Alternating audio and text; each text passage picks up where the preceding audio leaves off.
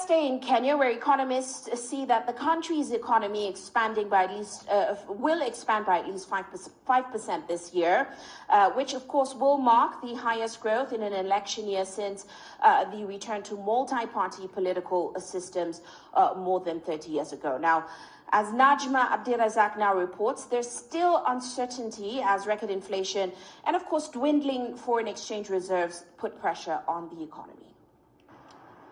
Inflation in Kenya hit a 61-month high of 8.3% in July. The soaring cost of living is just one of the many issues Kenyans will be looking at as they cast their votes in just hours. So more needs to be done in agriculture, more needs to be done in employment, because with better employment opportunities, I believe Kenyans' living standards can be up.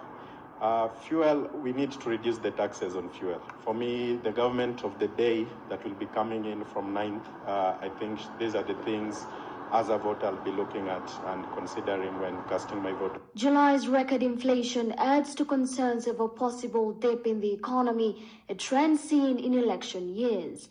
Kenya's GDP growth in the election year 2002-2008 declined to 0.2% and 0.5% respectively, while 2013 and 2017 saw a decline of 3.8%. But in this political calendar, the Central Bank of Kenya is not worried, with Governor Patrick Njoroge saying election jitters won't hamper its 5.4% growth projection for 2022. It's an outlook seen across the board. There are some truth to what CBK claims, and to some extent else remain the same.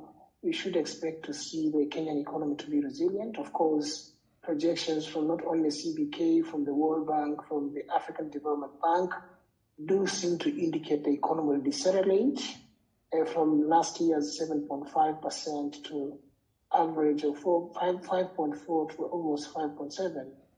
But despite the positive outlook, Anthony says there's still some caveat to pay attention to. For the stability that CBK is projecting, the assumption is there will be steep growth in the economy, there will be political stability, and so on and so forth. So all of these taken together need to actually explain the extent to which this projection by CBK will materialize or not.